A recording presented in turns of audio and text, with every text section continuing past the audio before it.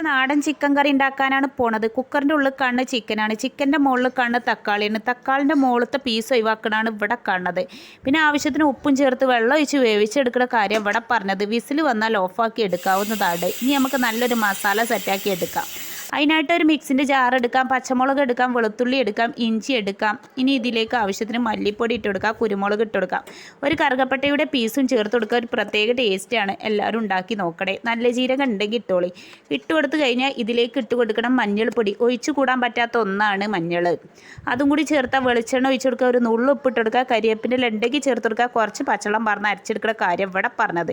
നല്ല പേസ്റ്റാക്കി അരച്ചുകൊണ്ടിരുന്ന കാര്യം ഇവിടെ പറഞ്ഞത് എന്നാണ് പറഞ്ഞു വരുന്നത്. തക്കാളിൻ്റെ തൊലി അങ്ങോട്ട് കീച്ച ചട്ടി അങ്ങോട്ട് വെക്കുക. ഉള്ളിട്ട് വാട്ടിയെടുക്കുന്ന കാര്യം ഇവിടെ പറഞ്ഞത്. തൂമിച്ചിന കാര്യമാണ് ഇവിടെ പറഞ്ഞത്. നിങ്ങൾക്ക് മനസ്സിലായി എന്ന് വിചാരിക്കുന്നത്. പച്ചക്കുത്ത് മാറുവോളം ഇളക്കി കൊടുക്കുക. മസാല അരച്ചീന് അരപ്പുണ്ടല്ലോ ചേർത്ത് കണ്ട്. പിന്നെ നമ്മളെ ചിക്കൻ ഉണ്ടല്ലോ, അത് തീക്ക് പച്ചക്കുത്തൊക്കെ മാറി കഴിഞ്ഞിട്ടേ ചേർക്കാൻ പാടുള്ളൂ. അവസാനമായിട്ട് മല്ലിൻ്റെ ഇലയും പച്ചമുളകും